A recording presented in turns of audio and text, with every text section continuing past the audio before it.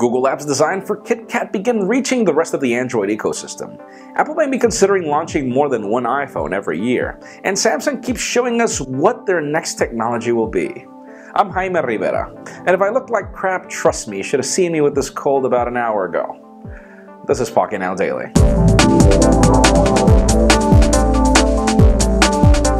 Let's start today off with some official news. Those of you interested in getting all the Android 4.4 KitKat Google application updates should be happy. These should be reaching your smartphones very soon, as Google just begun pushing updates to Hangouts, which will now integrate with SMS messages, and aside from that, their keyboard is also being updated, aside from other applications as well. Obviously, as with everything Google, this will take some time for every smartphone to get, but it's great to see that it's already happening. And speaking of Google, how has been your experience with the Nexus 5, as our own Michael Fisher has told us just how unpredictable the camera is and how squeaky the speaker is.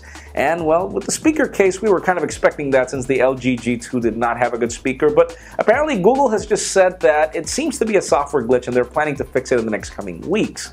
Still, again, do you have problems with your camera, with your speaker? Let us know in the comments. And speaking of updates, a company that's done a great job in getting us software updates for their current lineup is Sony, which is really surprising since in previous years they were terrible. As it turns out, we've gotten the best updates already for the current lineup this year, and Sony has already confirmed that we are getting Android 4.3 and 4.4 to every smartphone they've launched this year. So you can expect 4.3 to reach your phone in the next coming weeks, and then 4.4 might take a couple of weeks more. Stay tuned for that, as obviously, as long as we're getting updates, it's great.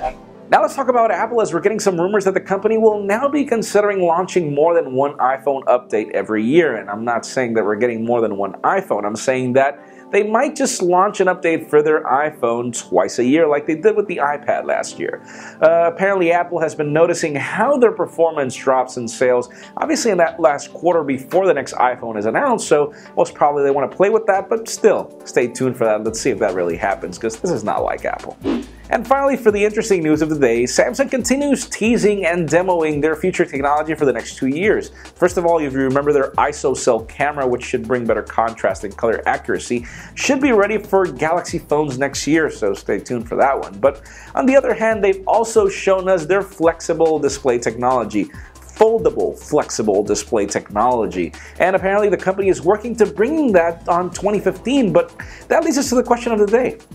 What use would you give a foldable display? Because in my particular case, the only logical thing that I would do with it is probably get a tablet that's foldable into a smartphone, probably a 7 or 8 inch tablet that turns into a smartphone, but leave us a comment down below. What would you do? And friends, you know the drill. If you want to get the news earlier before this video is filmed, make sure you follow us on Pocketnow.com and subscribe to our YouTube channel as well. You can also follow me on Twitter, Jaime_Rivera.